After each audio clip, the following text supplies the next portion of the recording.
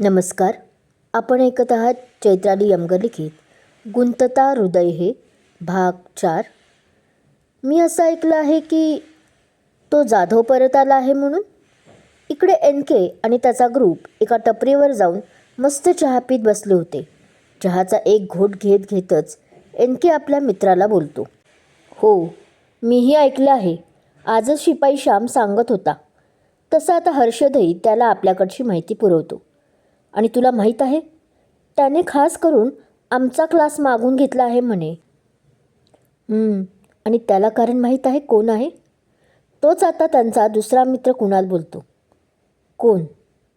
पण ह्यांना काही जास्त माहीत नसणारे ते सगळे त्याच्याकडे कुतूहलाने पाहत बोलतात. पण तो मात्र शांत होता. चेहरा निर्विकार होता. आणि तसेच चहा पिण्याबरोबर त्याने आता प्रशांत नावाच्या एका मित्राच्या हातातील सिगरेट घेतली. Don't tell me. Kunal, Ketaki reason आहे त्याला? त्याच वेळी प्रशांत त्याच्या त्या निर्विकार चेहऱ्याकडे पाहत बोलतो. तसं आता कुणालने त्याच्याकडे दोन्ही भुवया ताणत ओठ दुमडून पाहिले. नजरेत कौतुकही होते की व्हा बेटा, हुशारी म्हणजे काय हे तुला पाहून समजावे असे भाव.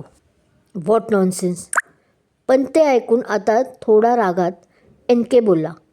तो असं काही करणार नाही. त्यालाही त्याचा जीव प्यारा असेलच ना. आणि आधीच्या प्रकरणात एक हात गमावून ऑलरेडी बसला आहे तो.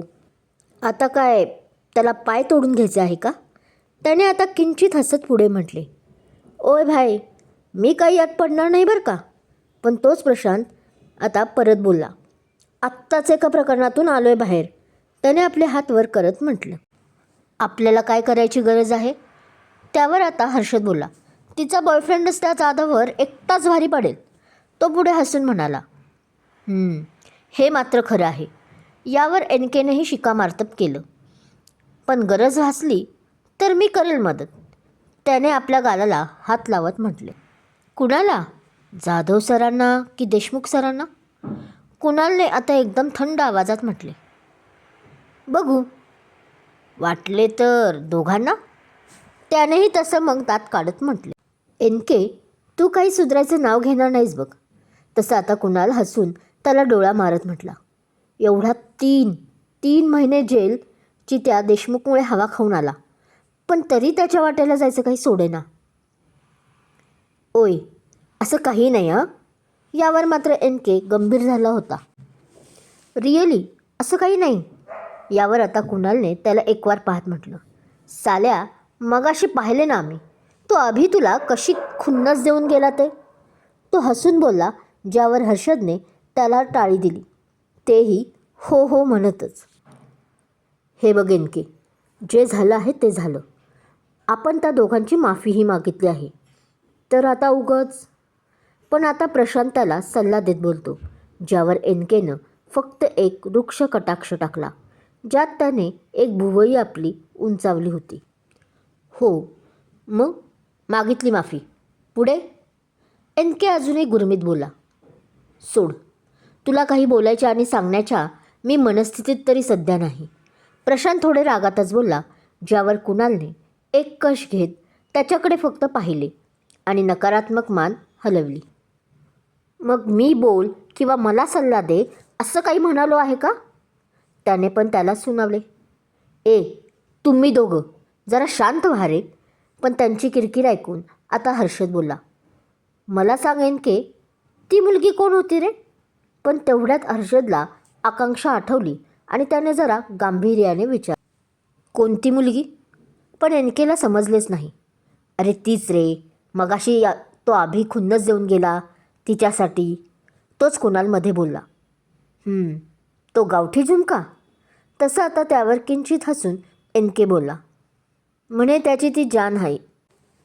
हे ऐकून ह्यांनी सर्वांनी डोळे मोठे केले. अरे म्हणजे त्यांची बहीण का काय आहे असं म्हणाला. 100 मीटरही जवळ जायचं नाही असंही वर धमकी देऊन गेला साला या NKला. तोंडातील सिगरेट रस्त्यावर फेकत तो किंचित रागात म्हटला. मग खरंच दूर राहा. प्रशांत मध्येच बोलला. तुझं काही माहीत नाही भावा, पण मी आत्तापासूनच तुमच्यापासून आपल्या ग्रुपपासून दूर राहतो बाबा. पण ते एन केची नजर पाहून प्रशांत बोलला आणि खरंच निघूनही गेला. पळकुटा कुठला, एन के म्हणाला हसून. बरं चला, मीही जातो. आज त्या अभिचं पहिलं लेक्चर आहे. उगीच कॉलेजमध्ये पहिल्याच दिवशी दंगा नको. असं बोलून एन केही उठून उभा राहिला.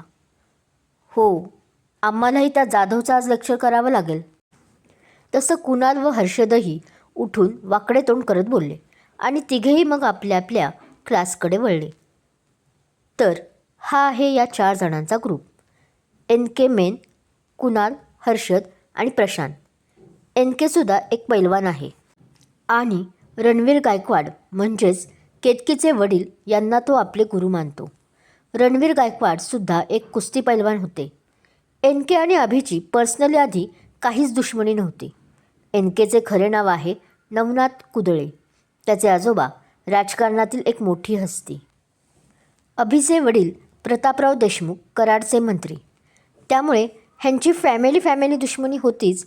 पण एन के आणि अभिमध्ये सुद्धा करिअर म्हणजेच पैलवान या क्षेत्रात भांडणे होती. हळूहळू क्लिअर होईलच. पण प्रशांत आणि एन केने अभि आणि केतकीला जीवे मारायचा प्रयत्न केला होता आणि म्हणूनच ते दोघे जेलमध्ये गेले होते. पण आजोबामुळे त्यांची 3 महिन्यात सुटका झाली होती. प्रशांत अभिला घाबरत होता आणि मानतही होता. प्रशांत आणि एन केचं 1 वर्ष वाया गेले होते. त्यामुळे हे आधी जरी या दोघांबरोबर असले तरी आता मात्र ते आकांक्षाचे क्लासमेट होते. आकांक्षा ही आधी केतूच्या वर्गात होती, पण बाळाच्या जन्मानंतर तिचे 1 वर्ष वाया गेलं होतं आणि त्यामुळेच हे तिघे आता सेकंड इयरला होते. केतकी गायकवाड. इकडे क्लास सुरू होऊन 1 मिनिट झाला होता म्हणून पळतच धापा टाकत दरवाजातच उभ्या असलेल्या केतकीकडे पाहत जाधव सर रागात पाहत बोलतात. हा भाग कसा वाटला कमेंट करून नक्की सांगा. पुढच्या पार्टचं नोटिफिकेशन मिळवण्यासाठी लगेच मला सबस्क्राईब करा. क्रमशः गुंतता हृदय. प्रत्येक हृदयाची एक युद्धकथा असते. थँक्यू.